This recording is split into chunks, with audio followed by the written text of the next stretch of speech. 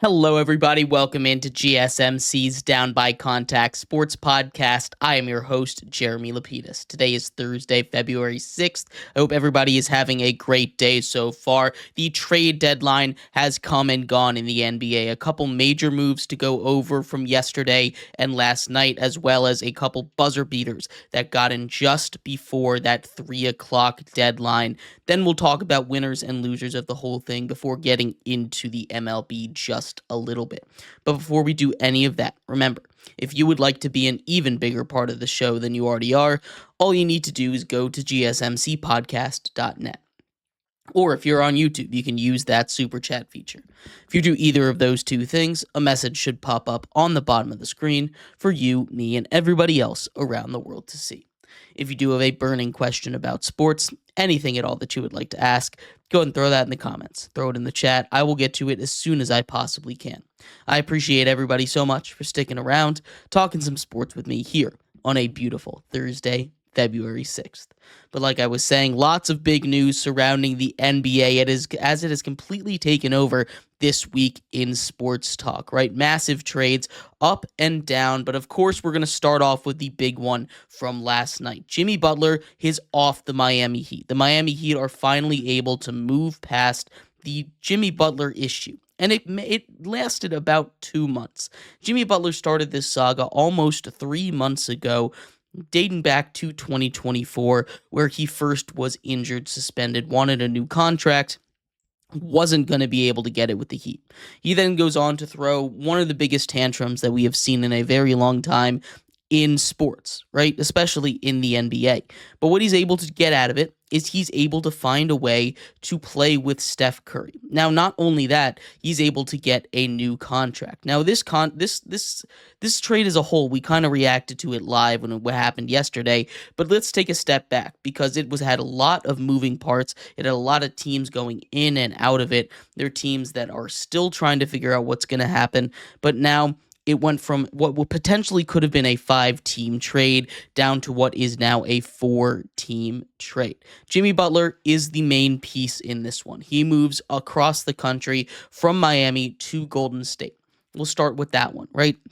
The Golden State Warriors were desperate for a deal. There was a deal at least sort of in place involving Kevin Durant and Jimmy Butler that would have sent Kevin Durant to Golden State, Jimmy Butler to Phoenix, and it would have been a whole kind of triangle swap there, right? Instead, the Phoenix Suns are out of it after Kevin Durant nixes that trade, and Jimmy Butler finds his way over to the Warriors. He's going to play with Steph Curry, and Steph Curry is a special talent, right? A first ballot Hall of Famer, a guy that completely changed the way that we play the sport of basketball.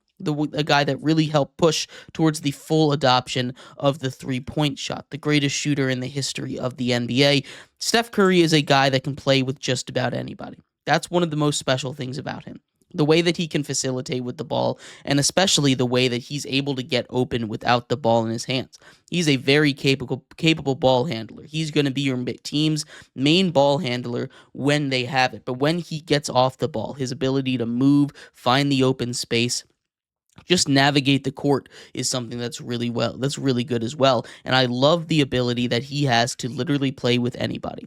Jimmy Butler is going to add a lot to this team. The Warriors have been really bad in the clutch. They've been the worst team in the clutch this season. They've given up the most amount of comeback wins than anybody else in the NBA. What Jimmy Butler's going to be able to do is just stop that bleeding, and I think that's really important. This is not a move when Jimmy Butler goes over to the Warriors that is going to make them a championship level team, right? They're sitting at about 500 right now. This is a very stacked Western Conference, but this is a move that's at least going to give their team hope, give them the ability to play up to the top tier of competition. I still wouldn't put them near the top of the NBA as far as winning a title goes, but because of this move, because they have Jimmy Butler, because they can pair another star alongside Steph Curry, this is a move that I think at least cements them as a top 6 team in the West, making them out of that play-in range. Still a tough Western Conference, and for a team that's sitting around 500, they've got some work to do. They've got some work to do with a depleted roster. They gave up a lot of players in this one, but honestly, they didn't have to give up too much. Being able to give up just one first-round pick for a guy like Jimmy Butler, is pretty good. They had to go and sign him to a 2-year, $121 million contract, giving him over $60 million a year, which is a lot. But if he's able to pull off what he's been able to do in the playoffs for the next 2 seasons, Jimmy Butler with the Warriors should be a good fit over there. Now, what do the Miami Heat get in return? We obviously mentioned that they're going to get that one first-round pick. It's a protected first-round pick for 2025. So for this year, although that shouldn't make a difference unless the Warriors completely collapse, they also get Andrew Wiggins, who is that next big piece in the trade. They get Kyle Anderson, who was supposed to go to Toronto originally. Instead, the trade falls through, and Miami's going to end up holding on to him. And a reunion with PJ Tucker. PJ Tucker comes back to Miami. He is rejoining the Heat over there. Overall, this move doesn't affect the Heat too much. They were playing without they were playing without Jimmy Butler for almost 2 months at this point, right? Tyler Hero had cemented himself as the all-star on this team. Bam Adebayo has the ability to turn it on. He hasn't been playing particularly great this season, but they've got a lot of young guys that have stepped up in the absence. They're still about a 500 team, and really the Heat and the Warriors are in very similar situations in our power rankings. They're basically right next to each other, right? Having this trade go through, adding a guy like Andrew Wiggins, who's going to help on the defensive end. He's one of the better 3-and-D guys in the league when he's at his best. What he's able to do as a long guard going up against maybe not the best player, but just to be able to defend and slow down some of those top players in the Eastern Conference now, as well as adding an element of shooting on the other end. I think that's going to be huge for this Heat team. Again, much like the Warriors, it's not going to change them into a title contender. They're not going to magically just appear into the top 4, top 5 of the Eastern Conference, but I do think this at least cements them as a playoff team again. This is one that really kind of just had to happen. Jimmy Butler had to get out of there. This isn't a trade that's going to move needles around the NBA. This isn't a trade that I'm going to sit down and say, wow, one team really got fleeced in this one, unless the Warriors are able to make a run. Now, do I think that the Warriors probably won this trade? I do. They were able to get under not just the second apron, but the first apron. And with the new CBA, that's going to be huge as much as they're paying players. Now, they still need to go out and get one more person within the next 2 weeks to fill out that minimum roster size. But I've seen a couple people say that they could just do 10-day contracts so that they don't have to go over that first apron, which they're less than the minimum contract of. It's still going to be a lot better for them as far as the tax money goes. In the luxury tax, they got out of that pretty good. The Heat, on the other hand, they're going to have to figure out how to reduce their roster a little bit. They got a lot of players, a lot of moving pieces. Another really interesting piece of this trade that I think should be talked about is the movement of Dennis Schroeder. Dennis Schroeder, of course, goes to the Warriors from the Nets at the beginning of this season when the Warriors were looking to add some more shooting after a couple injuries happened on their team. Then Dennis Schroeder goes ahead and gets a lease in San Francisco. He gets traded twice. First, it looked like he was going over to Utah.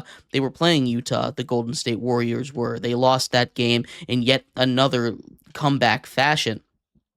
Then, instead of going to Utah, he gets traded to Detroit, and now he joins the Pistons. I like Dennis Schroeder a lot. He's not a guy that, again, is going to be a needle mover, but there weren't a lot of needle movers, really, in this trade. I do think, overall, the Warriors are going to win this trade just by virtue that they got the best player. And they didn't have to give up too much for it. The Heat did about as good as they possibly could. Jimmy Butler, in a perfect world, Jimmy Butler would have fetched a lot more than what they got.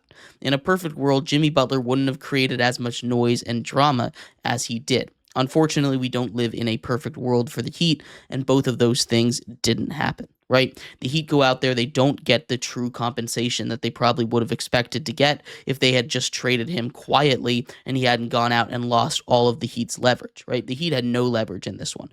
All the teams knew that they had to get rid of him. Some teams were turned off by the fact that he was able to do this now with two different teams. You can say 2.5 if you say a similar thing happened in Philadelphia, although I just don't really see that in Philly. He did this in Minnesota, and now he's doing this with the Miami Heat. Obviously, he got a little mad at Philadelphia when they chose Tobias Harris over him, but it's not quite the same thing as him forcing his way out of there, right? Jimmy Butler, I think, could have handled this situation better, and he might have ended up exactly where he wanted to. He still ends up in one of the 4 places that he listed at the beginning of his trade demands, so everything kind of worked out for him, and he did screw over the Heat a little bit. So if he was trying to be a little bit petty, then everything he did went exactly according to plan. But at the end of the day, the Heat lose. The Heat win by losing this trade, right? The Heat win just by getting Jimmy Butler out of there. The Heat win just by getting a guy that was just going to be a problem for their team off and onto a place where he's not going to be their issue anymore. But let me know what your thoughts are. I'd love to hear them. We're going to take a quick break. When we come back, one more massive trade before the trade deadline as the Lakers found their new center late last night. We're going to talk about who they got, whether it was worth the haul that they had to give up to Charlotte, and much more coming up here on GSMC's Down by Contact Sports Podcast.